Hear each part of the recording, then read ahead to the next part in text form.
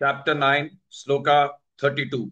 Mam hi parthavyapashritya, Mam hi parthavyapashritya, Mam hi parthavyapashritya, Te pisyuh papayonayah, Te pisyuh papayonayah, Te pisyuh papayonayah, Mam hi parthavyapashritya, Te pisyuh papayonayah, मां हि पार्थव्यपाश्रित्य तेऽपि स्युः पापयोनयः मां हि पार्थव्यपाश्रित्य तेऽपि स्युः पापयोनयः मां हि पार्थव्यपाश्रित्य तेऽपि स्युः पापयोनयः मां हि पार्थव्यपाश्रित्य तेऽपि स्युः पापयोनयः स्त्रियो वैश्यास्तथा शूद्राः स्त्रियो वैश्यास्तथा शूद्राः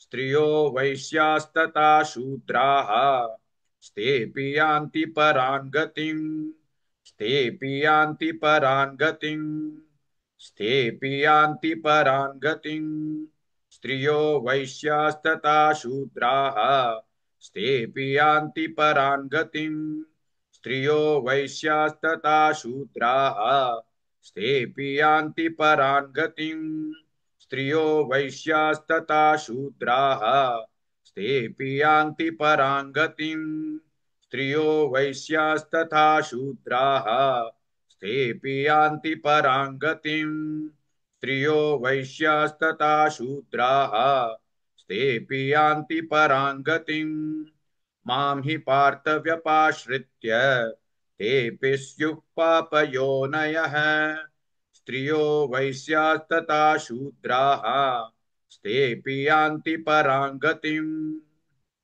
Please like and share this video because you could be instrumental in helping someone around the world recite the Srimad Bhagavad Gita, thereby helping them to have a life of unending opulence, victory and prosperity.